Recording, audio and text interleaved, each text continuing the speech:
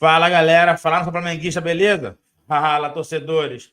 Pessoal, hoje tem Mengão pela Copa do Brasil, hein? Depois do primeiro jogo bem fraquinho do Flamengo contra o Amazonas, hoje tem um jogo de volta. E a pergunta é, será que a gente corre risco de ser desclassificado?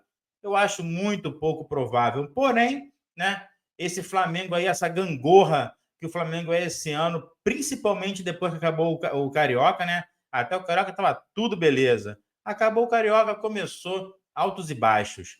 E vamos ver se mais tarde o Flamengo confirma a sua classificação. Pessoal, um corte aqui do Seleção Sport TV. Vamos ver o que a galera vai falar sobre esse jogo do Flamengo mais tarde contra o Amazonas. Outra coisa, pessoal, Gabigol e o Flamengo, como não deveria ser diferente, foram muita festa lá em Manaus. Inclusive, o Gabigol foi ovacionado pela torcida. Será que no Maracanã vai ser assim? Eu acho muito pouco provável. E notícia de hoje, né, pessoal? Fabrício Bruno, o zagueirão, está de saída do Flamengo, ou pode estar de saída do Flamengo. Vem a proposta do West Ham, da Premier League, lá da Inglaterra, uma de 83 milhões de reais pelo zagueiro. Pessoal, para um zagueiro, confesso que é bastante dinheiro. Vamos lá, pessoal, vamos para o corte aqui. Como sempre, crédito de vídeo, Grupo Globo, canal Sport TV. Vamos lá, pessoal, vamos ver que vamos falar do jogo do Mengão hoje. E o Flamengo no Maracanã conquistou uma vitória magra, 1-0, saiu vaiado. Hoje o jogo da volta em Manaus. E é para Manaus que a gente vai agora para conversar com o repórter Thiago Guedes, que traz as informações do jogo e da equipe local. Tudo bom, Thiago? Boa tarde a você, bem-vindo ao Seleção. Oi, Rizek, boa tarde para você, boa tarde para todos os amigos do Seleção Sport TV. Deu para perceber, né, Rizek? Já estou aqui na Arena da Amazônia, palco onde logo mais à noite teremos o confronto entre Amazonas e Flamengo. Amazonas tentando fazer história, né, meu querido Rizek? Estava conversando mais cedo com o presidente do clube, Wesley Couto, e aí, lógico que existe uma percepção de que o Flamengo é muito favorito, de que é uma missão muito difícil para o Flamengo, aliás, para o Amazonas. Mas ele estava me dizendo, rapaz, o Amazonas ele está fazendo história, né? Não é a primeira vez que teria uma vitória realmente, assim, lógico que dessa magnitude contra um gigante do futebol brasileiro, sim, mas de qualquer forma, vamos pensar que amanhã o Amazonas faz 5 anos de idade. E nesse período ele acumula acessos aí, na primeira vez que participou da Série D do Brasileirão já conseguiu acesso para a Série C, na primeira vez na C não só conseguiu acesso, mas também como título, está disputando a Série B do Campeonato Brasileiro, inclusive na semana passada ganhou do Santos, né, o grande Santos, favoritaço na Série B, perdeu aqui para o Amazonas por 1-0, aqui mesmo na Arena da Amazônia. Então, apesar da dificuldade, o clima no time, no Amazonas, é sim de confiança. Quanto ao Flamengo, existia muita expectativa sobre a questão do Gabigol, né? Toda essa polêmica por causa da foto vazada com a camisa do Corinthians. Então, o Flamengo chegou aqui em Manaus no início da noite de ontem. E aí, rapaz, tinha os torcedores do Flamengo, para variar, muitos, lá no hotel do clube. Mas a recepção foi calorosa, foi positiva, muita gente demonstrando apoio. Inclusive o Gabigol, antes de ir para o saguão, voltou ali e tirou foto com os torcedores. Mas não foi todo mundo também que aplaudiu, não. Teve a galera que reclamou. Nosso repórter Romulo Almeida estava lá fazendo reportagem. Inclusive ele conversou com um torcedor que falou, ó, essa situação da camisa não dá para aceitar, aí é uma mágoa que a gente não vai esquecer. Enfim, o clima é de muita expectativa, Amazonas querendo fazer história e o Flamengo querendo, obviamente, manter a escrita, né? O que todo mundo está esperando, que é uma classificação rubro-negra aqui na Arena da Amazônia. Rizek. Ô, Thiago, e a expectativa aí é de casa cheia, porque o preço está salgado do ingresso, né? R$300 o ingresso, não é isso? A partir de 150, se a gente considerar meia entrada. Aqui em Manaus, rapaz, esse negócio de meia funciona meio diferente, sabe? Porque geralmente tem a história das meias solidárias e tal. E é muito comum, na verdade, você ter esses grandes eventos em que o preço praticado, meio que todo mundo paga meia, traz 1 quilo de alimento não perecível, algo nesse sentido e funciona, né? É algo que acontece aqui nos grandes eventos em Manaus. Mas, de fato, é um preço elevado, né? Inclusive, Procon entrou no jogo, teve muita discussão. O Amazonas foi notificado para prestar esclarecimentos, mas aí, na verdade, assim, no início do ano teve o jogo do Flamengo aqui contra o Audax pelo Campeonato Carioca e os ingressos também foram a partir de R$ 150. E naquela oportunidade acabou que não teve muita reclamação, inclusive não teve nem situação do PROCON. O clube não chegou, os organizadores do jogo não foram notificados, nem nada desse tipo. O fato é, teremos sim casa cheia. Ontem o Amazonas tinha divulgado uma parcial de 30 mil ingressos vendidos. Hoje o presidente me disse que já passou dos 40 mil. Agora, a curiosidade é que, oficialmente, para a torcida do Flamengo, foram disponibilizados 6 mil ingressos. Inclusive, o presidente estava falando, o restante é a torcida do Amazonas, então, torcedor com a camisa do Flamengo não é bem assim, vai ter o espaço destinado a ele, que são 6 mil ingressos. É difícil imaginar que do lado da torcida do Amazonas não terá torcedores do Flamengo, mas oficialmente 6 mil apenas para o clube visitante. Eu vou mostrar os resultados do Amazonas desde o jogo da ida. O grande jogo do Amazonas foi a vitória sobre o Santos, mas, por exemplo, a partida seguinte, a derrota no Maracanã, foi uma derrota para a Ponte Preta, na Série B. Aí ganhou do Santos, perdeu do Ceará e empatou com o Paysandu. Na escalação, em relação ao time que jogou no Maracanã, a grande novidade é o Jô, Thiago. O Jô hoje previsto para atuar como titular? Exato, nem chega a ser uma grande novidade, porque ele já está atuando nos últimos jogos, né? Na última partida contra o Paysandu ele até começou na reserva, mas uma opção mesmo de descanso. Tem a questão do Sassá, né? O Sassá era o titular absoluto, enfim, grande ídolo desse time, inclusive. Foi o artilheiro da Série C no ano passado, com 18 gols. Nesse ano é o artilheiro do clube com 7 gols marcados, mas o Sassá teve um problema na virilha, justamente no jogo da Ponte Preta, e aí ele está afastado por lesão. Hoje deve estar à disposição, mas começando no banco de reservas. De resto, é basicamente o time que ganhou contra o Santos. A partir do jogo contra o Santos, o técnico Adilson Batista encontrou ali uma formação e esse time, com uma outra modificação, algo muito simples, mas no geral é o time que tem entrado com o jogo como centroavante. No ataque, as opções ali do Matheus Serafim, que atuou muito bem contra o Flamengo, né?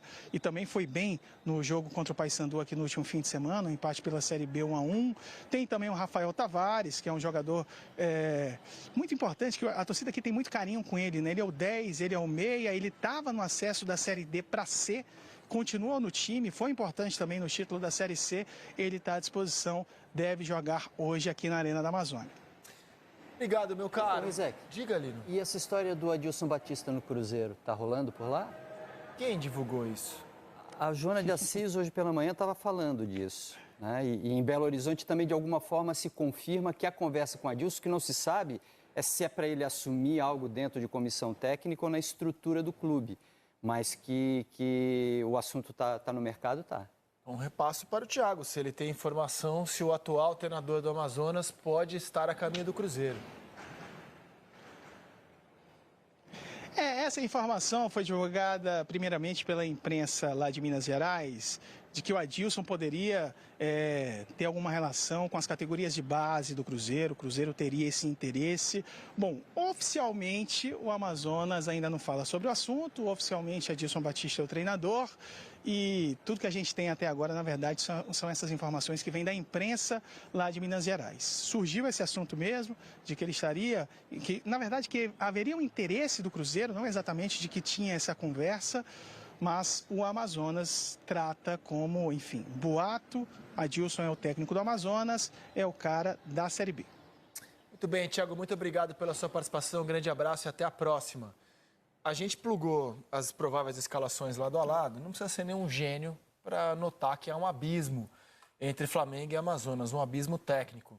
É por isso que no jogo da ida, a torcida do Flamengo ficou na bronca, vaiou o time pela vitória de 1-0. Né? Se esperava uma atuação bem maior. E era o jogo que marcava o retorno do Gabigol ao Flamengo depois da suspensão por doping. Ele conseguiu efeito suspensivo. E muita gente foi ao Maracanã, inclusive, para celebrar o retorno. Então, a nossa pergunta, depois do 1-0, magro, mal jogado pelo Flamengo no Maracanã, é a seguinte: tem risco? Tem risco para hoje, para o Flamengo? Risco tem, né? Mas depois das atuações contra o Corinthians e contra o Bolívar, eu acho que a recolocação do De La Cruz na posição dele ali ao lado do Alan, o Gerson indo para a direita, eu acho que isso deu equilíbrio à equipe, porque nós foram duas boas atuações. Enquanto o Amazonas realmente ficou devendo e muito. Porque primeiro a torcida esperava já um placar dilatado para esse jogo, do jogo de volta, a ser protocolar, né? E foi realmente o que não aconteceu. Até eventualmente, maestro, na época não havia ainda paralisação de campeonato, de você poder descansar o time, né? Era expectativa, fazer um grande resultado e tratar o jogo da volta como um jogo de descanso para vários titulares. Eu acho que mais do que isso foram as duas atuações. Foram atuações consistentes que realmente a equipe deu uma demonstração que pode estar entrando no trilho. Hoje, de repente, pode ser essa confirmação, jogando fora de casa. A motivação você imagina hoje lá na Arena. Amazonas, como é que não deve estar? Principalmente dessa possibilidade. O risco, o futebol é aquele esporte onde o melhor ele não te diz que vai ganhar, né? É lógico que a probabilidade ela é muito grande, mas que existe sempre o risco de você ter uma surpresa. Até porque ganhar de 1-0, né, vai disputar nos pênaltis, né, a passagem para outra fase. Você assiste aos melhores momentos e dá a impressão, porque é uma edição, né, das chances criadas, que o Flamengo amassou, jogou em cima. Não foi isso, né? Foi um jogo lento, irritante até do Flamengo no Maracanã. É um time muito estático, né? Sem se movimentar, sem encontrar ali as combinações que tanto se espera de uma equipe com tanta qualidade. E até num ritmo ali muito, muito arrastado, né? Mas um pouco mais, não gosto de usar a palavra preguiçoso, parece que os caras não quiseram, mas muito aquém daquilo que se espera de um time como o Flamengo.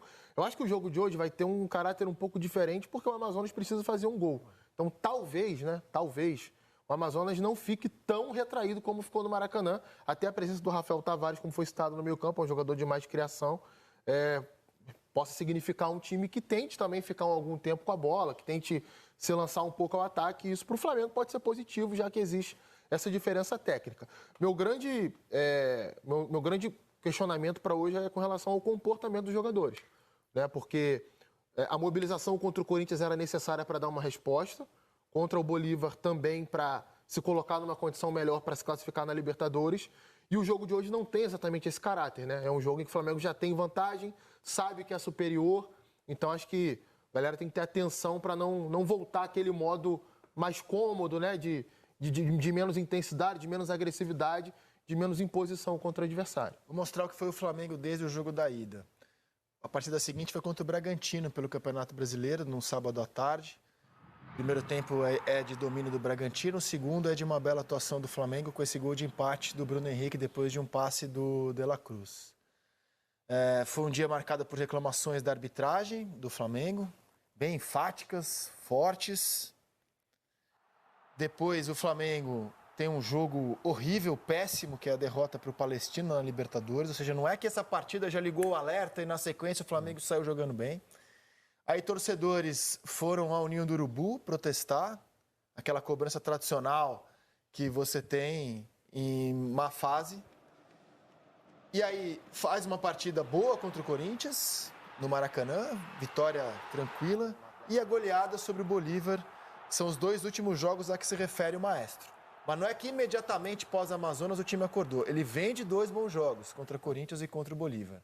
E aí teve a polêmica da semana passada do Gabigol flagrado vestindo a camisa do Corinthians e, para mim, maior do que isso, mentindo, dizendo que essa imagem aí, no primeiro momento, era falsa, era fake, e quem foi pego na mentira foi ele, que acabou ficando muito feio para o jogador. Corinthians, Bolívar e Amazonas não vão dar o direito ao Flamengo de achar que a fase é absolutamente boa. Por isso que o jogo de hoje precisa ter comprometimento. Chegou a hora de o Flamengo não só conquistar resultados, chegou a hora do Flamengo mostrar acerto, mostrar evolução. Então, nesse aspecto, o jogo de hoje é muito importante. O resultado é muito importante. Ter sobras técnicas é importante para esse Tem elenco. risco? O Flamengo, na sua opinião, corre risco hoje? Eu acho que o maior risco que o Flamengo corre hoje não é de ser eliminado. É claro que tem risco é futebol, o Maestro falou isso aí a gente nunca vai desconsiderar. Mas eu acho que o maior risco que o Flamengo corre hoje é de trazer de volta aquela imagem, né? De time que não produz a altura da expectativa, de time que mesmo tendo diferença não sobra tecnicamente, de time que não é capaz de golear quando o adversário é inferior. Ou seja, o Flamengo ainda tem um problema de identidade e isso se constrói também em jogos como o de hoje. Ok. Eu queria muito ouvir o maestro sobre a situação envolvendo o Gabigol. Ontem, o Gabigol chegou, esse é o novo visual do Gabigol. Esse é ele? É, o novo visual do Gabigol, cara. O Gabigol chegou nos braços do povo rubro-negro, a Manaus. Ele foi xingado num jogo de basquete no fim de semana, aqui no Rio de Janeiro. E lá em Manaus, a torcida ovacionou o jogador. Algumas pessoas, como disse o Thiago, xingaram, vaiaram, mas a grande maioria recebeu o Gabigol assim, ó. E ele foi pro braço da galera. Como é que você tá vendo a situação envolvendo o Gabigol, maestro? Acho que foi o pior momento que ele poderia estar acontecendo para ele, o fato do vazamento dessa foto, né? Até porque ele já vinha com problema de renovação de contrato que se arrasta já há bastante tempo. Depois veio a questão do doping, né? E nessas duas situações, como se viu no jogo contra o Amazonas, quando ele voltou, que foi liberado para ficar no banco, houve um abraço do tamanho de um cara que chegou onde ele chegou em 5, 6 anos, né? Sendo decisivos principalmente. Só que esse momento não era um momento para acontecer o que aconteceu com a questão da camisa, entendeu? Porque nada foi favorável para ele. E talvez ele esteja, nesse momento, vendo exatamente isso. A repercussão foi a pior possível. Foi ruim para ele, para o clube, para a renovação do contrato, quer dizer, tudo isso. E principalmente, acho que o torcedor, eu não sei se a palavra é traído, mas tudo aquilo que ele fez, né, para que o Gabigol pudesse, sobretudo a partir do momento da questão do doping, quando ele foi abraçado, ele não se sentiu muito confortável. Falei, pô, que gratidão é essa? A gente abraça o cara e o cara, né, tira uma foto com a camisa do outro clube. Quer dizer, eu acho que isso ainda vai ter prolongamento, sabia? Você pode ter, exatamente, eu acho que é o jogo de volta que o Flamengo tem contra o Milionários na semana que vem, né? Isso. Pela Libertadores. Aí você vai ter o termômetro. Porque se você for para o Norte e Nordeste, quer dizer, onde tem poucas possibilidades dos torcedores terem esse contato como tiveram com o Gabriel ontem, é pequeno.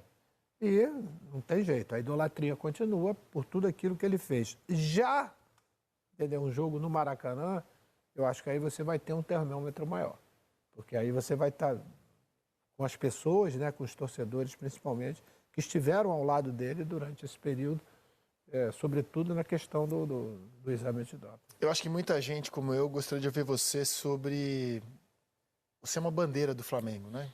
Você é um jogador de seleção brasileira, de futebol internacional, de Copa do Mundo, mas você é um jogador que é uma bandeira do Flamengo.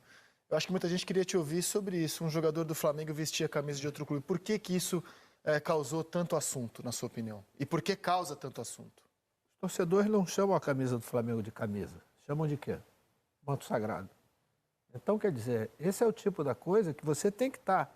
Eu não me lembro, durante toda a minha participação dentro do clube, até mesmo fora, de ter visto, né, um jogador do tamanho do Gabriel, né, que foi ele que conseguiu isso através de grandes atuações, de gols e conquistas, ter um comportamento como esse.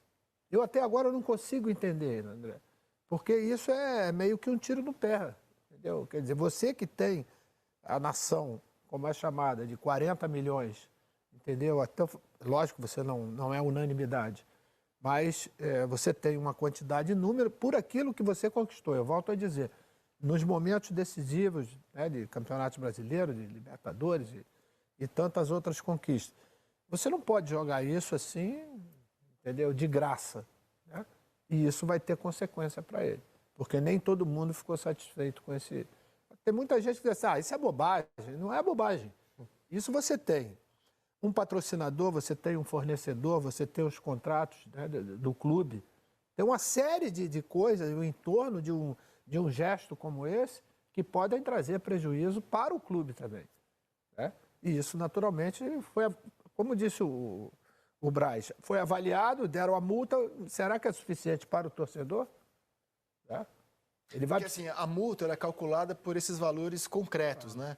Você tem direito de imagem, você recebe do clube para divulgar o patrocinador do clube, a camisa do clube, e por dias a camisa mais falada do Brasil foi uma camisa concorrente da fornecedora de material esportivo, dos patrocinadores. Então, essas são as razões assim lógicas, tangíveis, que fazem o Flamengo calcular uma multa, inclusive prevista em contrato, porque a relação comercial entre empregado e empregador foi quebrada ali. Agora, tem algo que você não mede assim em números, que é como o torcedor se sente ao ver um ídolo usando a camisa de outro clube. E é por isso que eu queria te ouvir sobre isso. Isso não tem dúvida. Quer dizer, eu até já vesti do arquirrival, mas em situações, né? Me lembro, teve uma matéria com o Bebeto, né? O Bebeto com a camisa do Flamengo, com a camisa do Vasco. Teve um jogo, né, da Brahma, que era o jogo número 1, que era Corinthians e Palmeiras, Flamengo e Vasco. Cada tempo se jogou com a camisa do clube. Mas isso em situações, não em lazer. Eu não me lembro, estou te falando sinceramente. Antigamente até usávamos, né, camisas de clubes, mas clubes do exterior, né, na hora de lazer, alguma coisa desse tipo. Eu me lembro, tinha uma camisa do Paris Saint-Germain, que era RTL, né, Rede do Luxemburgo, que era uma camisa maravilhosa, espetacular, que era de lã, que quando chegava no inverno a gente usava, todo mundo usava, né, pela beleza da camisa. Mas de um rival, acho difícil. Acho muito difícil que você vá procurar e vá achar. E ainda mais se tratando de um cara do tamanho do Gabriel. O Gabriel é grande. Ele é muito grande por aquilo, tudo que ele conquistou. Mas você precisa ter consciência da dimensão de certos atos, de certos comportamentos, porque o torcedor, ele muitas vezes, ele não alivia, não, certos comportamentos, entendeu? E o que é que acontece? Se ele tivesse num momento excepcional, se poderia até relevar alguma coisa. Mas o momento dele não é legal, ele está num momento de recuperação de posição, né? de comportamento, de tudo isso. Precisava ter sido medido isso para um vazamento de uma foto, que até hoje existe um ponto de interrogação, né? Que amigo é esse que vaza uma foto entendeu? Com a camisa do arquirrival? É bastante complicada a situação. Se a ladeira para ele recuperar a posição de titular estava assim, ela ficou maior ainda, ficou mais íngreme ainda. E por fim, eu acho que você tem muito lugar de fala para opinar sobre isso. Falamos da multa. O que você achou da punição de tirar a 10, né? Da simbologia que a 10 tem no Flamengo? Sinceramente, eu acho que ele não deveria nem ter aceitado a camisa número 10. Ele estava muito feliz com a camisa que ele tinha. Acho que era 7 que ele usava, né? 9. A 9. Estava muito feliz. As coisas estavam todas acontecendo. A camisa 10 no Flamengo tem um peso, não precisa nem dizer porquê, né? Muito grande, entendeu? O Arrasca nunca quis, usa outro número. Tem certas... Quantos jogadores estiveram no Santos, né? Em algum tempo atrás, que foi oferecida a camisa 10, gente de nível... Não. Me dá outra, por quê? Porque essas comparações, elas são inevitáveis, né? E não tem como você comparar o Zico. Entendeu? Qualquer coisa desse tipo com ninguém. Não é só com o Gabriel, não, com ninguém. É o Zico e pronto, acabou. Né? E, naturalmente, desde que ele começou a usar a camisa, por coincidência, por alguma razão, ele não voltou a ter aquele brilho, né, que a gente viu nos anos anteriores. Mesmo num ano, como ele não tinha sido tão brilhante, mesmo com a camisa número 9, ele tinha conseguido ser um personagem. É curioso mesmo, né? Assim, a fase de declínio dele coincide com usar a 10. É uma coincidência, talvez tenha algo além, mas é uma constatação. Ele com a 10, realmente o desempenho dele não é o mesmo, curiosamente. O Rodolfo Landim, quando o Gabigol assume a camisa 10, ele dá uma entrevista, se não me engano, em janeiro de 2023, falando sobre... eu conversei com o Gabriel e falei para ele da importância de usar esse número no Flamengo. Esse número não é só um número aqui no Flamengo, ele é uma entidade. Então você tem que ter mudança de comportamento, você tem que ter mudança de atitude dentro de campo, fora de campo, no atendimento a torcedor, no relacionamento com a arbitragem. Parecia que ele estava adivinhando o que ia acontecer logo à frente. E só para ter o que o maestro fala assim, é impressionante, né? Porque a gente olha a história do Flamengo, a gente está do lado de uma bandeira do clube aqui, né? Na minha concepção como amante de futebol, desde criança, só tem uma pessoa na frente dele na história do Flamengo, que é o Zico. Porque o que ele fez pelo clube é um negócio gigantesco e o respeito que ele sempre demonstrou pela camisa, quando retorna a jogar o que ele jogou perto de 40 anos, sendo o melhor jogador de um campeonato brasileiro, e que o Flamengo não era o favorito e que se recupera no meio do Chegaram a campeonato. estudar te dar 10 no seu retorno ou isso nunca nem Não, teve na pauta? eu vesti, mas... Não, retorno não. O retorno não. Mas no período que o Zico foi embora em 83, teve um período que... você vai jogar com a 10. Deve ter sido uma ou duas vezes, mas a minha identificação sempre foi com a camisa 5, né? Até por coincidência, porque eu jogava com a 4 quando era lateral direito, né, lá em 74. Depois passei a jogar com a camisa número 6. E quando o Carpegiani vem, o Paulo não queria vestir a 5 por alguma razão. Tanto que o Paulo Carpegiani, ele vestia a 6.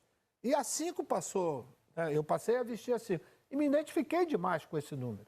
Quer dizer, aí fiquei todo o meu período. Exatamente por isso, André. Tem um peso muito grande. O Coutinho acabou de explicar o porquê. Por quê? Porque quem vestiu aquela camisa será eternamente o maior ídolo da história do clube. E sabe o que é mais doido nisso? Rapidinho. Teve uma pesquisa recente para a reforma do Museu do Flamengo, em que foi perguntado na internet quais eram os maiores ídolos da história do Flamengo. Aí a gente pode debater uma série de coisas aqui, já que era um voto online, né? São gerações diferentes que usam a internet com menos ou com mais frequência. O Gabigol só ficou atrás do Zico. E a gente está falando de um clube que tem Júnior, Leandro, Leônidas da Silva, Dida e, com certeza, eu estou esquecendo de alguém aqui. Zizinho, Adriano. E o Gabigol ficou na frente de todo mundo. Então, olha o tamanho do que ele tinha e do que ele colocou em questão. Quem já viu um jogo do Flamengo fora do Rio sabe muito bem que o tratamento da torcida fora do Rio é totalmente diferente do que no Rio. Até em São Paulo é diferente, pelo grande número de nordestinos que tem em São Paulo, que torcem pelo Flamengo e vão acompanhar o clube. O carinho é muito maior. Aqui a cobrança, ela não tem comparação com nenhum outro lugar do Brasil. Então, assim, pode ter certeza, para ele reconquistar esse carinho, ou chegar próximo disso, ele vai ter que mudar muita coisa. Essa é a minha pergunta para vocês, uma reflexão. O Gabigol é um personagem riquíssimo, né? Ele é um personagem de... Tanto que é reserva do Flamengo e fala-se muito mais dele que do titular, que é o Pedro, mas muito mais. A história dele certamente vai ser história para filme, assim. Ele é um personagem muito rico. Só que para ele dar uma virada dramática agora, vai ser muito difícil. E acho até que esse jogo de hoje à noite pode ter importância, caso ele consiga essa virada dramática. E vai depender muito do Tite. Se o Tite der espaço para ele, se ele conseguir de alguma maneira mostrar alguma coisa hoje, se ele diminuir o impacto do que aconteceu com o futebol dele, pode ser que de alguma... Eu não sei se ele transforma, se ele muda o ambiente, mas o jogo de hoje pode ser importante para o Gabigol. Agora, a dificuldade que eu vejo é técnica. Porque, assim, se o Gabigol estiver jogando bem, não tenho nenhuma dúvida de que ele será abraçado por todos os flamenguistas no Rio, em São Paulo, em Marte e na Lua. Só que, tecnicamente, ele tá jogando mal. Cara, o rendimento dele tá ruim, cara, não é de hoje. Hoje ele é reserva e, assim, para ele recuperar essa posição... Tô achando difícil, cara. Não, ele não recupera a posição. Eu falo de amenizar o impacto, entendeu? E vai passar muito pela mão do Tite. Pode ser um pouco cruel o que eu vou falar, mas o Tite meio que vai escolher hoje o que vai acontecer com o futuro do Gabriel. Se ele der algum espaço para o Gabriel, ou o próprio Gabriel vai acabar ampliando essa rejeição dele, porque ele não está conseguindo jogar. Tem uma coisa seguinte, na melhor fase do Gabriel, né? Ele não teve na seleção brasileira uma oportunidade na verdadeira posição dele. Quem era o treinador? Pode ser uma coincidência, mas na fase que ele estava, 2019, 2020, né, que ele estava foi convocado várias vezes, mas em nenhum momento ele jogou na verdadeira posição dele. Né? Quer dizer, é lógico que o treinador ele vai olhar aquilo que é melhor para a equipe. Individualmente, acho que vai deixar em segundo plano. Né? Pode ser. O Tite olhando com outros olhos, se o jogo tiver, sei lá, decidido de repente, vou dar essa possibilidade para ele, para tentar ele reconstruir uma história que ele já tinha muito bem construída. Ou até de largada, né? Se o Tite quiser recuperar o Gabigol, colocar ele na largada hoje, pode ser uma estratégia para isso. Mas eu tô me não é perguntando... menosprezar muito o jogo de hoje, cara? E o Pedro é o artilheiro do país, mínima, cara. O Pedro é o artilheiro do Brasil em 24. Como é que você explica isso pro Pedro, cara? Cara... Pô, num jogo que vale a vaga, cara. É difícil. Hoje não é um jogo... Se tivesse feito 4x0 no Maracanã, eu entenderia. Agora, 1x0... O jogo de hoje... Você acha que o jogo de hoje, assim, é só... Não, mas você acha que o Gabigol é só... Do jeito que ele vem jogando, cara. Assim, ele entrou contra o Amazonas e contra o Bolívar. Pô, foi muito ruim o desempenho dele, cara. Normal, não jogava, tinha 39 dias, né? Mas assim. E antes já vinha mal também. É bom que se diga. Assim, só pra gente situar. O Gabriel perde a posição com o Sampaoli como treinador. Aliás, essa cena aí dele chegando no hotel em Manaus e indo até o torcedor, me lembrou muito a cena do Flamengo chegando no hotel em São Paulo. Eu estava lá presente, inclusive, acompanhei. Chegando em São Paulo para a final da Copa do Brasil. Jogadores chegam do ônibus, entram pro hotel e ele é o único jogador a sair daquele corredor e atender os torcedores. Não me parece ser coincidência, ele não é bobo, ele não é um cara assim que não saiba o que faz em momentos como esse. Ele sabe que ele vai ter que ter atitudes desse tipo aí para recuperar a confiança e, é claro, somando com o que fizer dentro de campo. Não tem como recuperar o status sem jogar bem. Muito bem, a gente falou o tamanho do Gabigol, eu acho que a gente é um exemplo vivo disso. A gente falou mais dele que do jogo de hoje. A gente fala mais dele que do Pedro.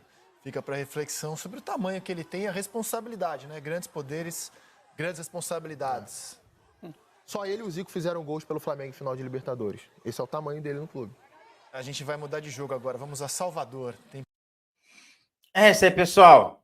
Um corte aqui dos Seleção Sport TV. Como o Rizek mesmo falou, né? Falaram mais da situação do Gabigol do que propriamente do jogo. Do jogo em si, né, pessoal? Vamos lá, né? Muito pouco provável que o Flamengo seja eliminado hoje. Eu acho que é o que pouquíssima gente acha. Só mesmo os antes que vão secar, torcer contra. Em relação ao Gabigol, só uma coisa. Manaus não é Rio de Janeiro. Se o Flamengo jogasse em Manaus, jogasse em São Paulo, em Curitiba, no Nordeste inteiro, no Pará, no Acre, a recepção com o Gabigol seria essa, com certeza. Agora, semana que vem, Libertadores da América contra o Milionários. Quero ver como vai ser essa recepção, porque o Gabigol se queimou e queimou muito com a torcida rubro-negra. E para completar o vídeo, pessoal, na mesa, né, o Júnior, que para mim, esse sim, o segundo maior ídolo da história do Flamengo. O que esse cara fez pelo Flamengo realmente é tão grande do que o Zico fez. Valeu, galera. Muito obrigado a todos. Quem chegou aqui, aquele recadinho básico, se inscreva no canal, curta o vídeo, compartilhe com os amigos e, claro, marque o sininho para receber notificações dos próximos vídeos. Pessoal, mais tarde, pós-jogo, tem live pós-jogo do Flamengo em Amazonas. Espero eu com a classificação rubro-negra. Valeu, galera. Até a próxima.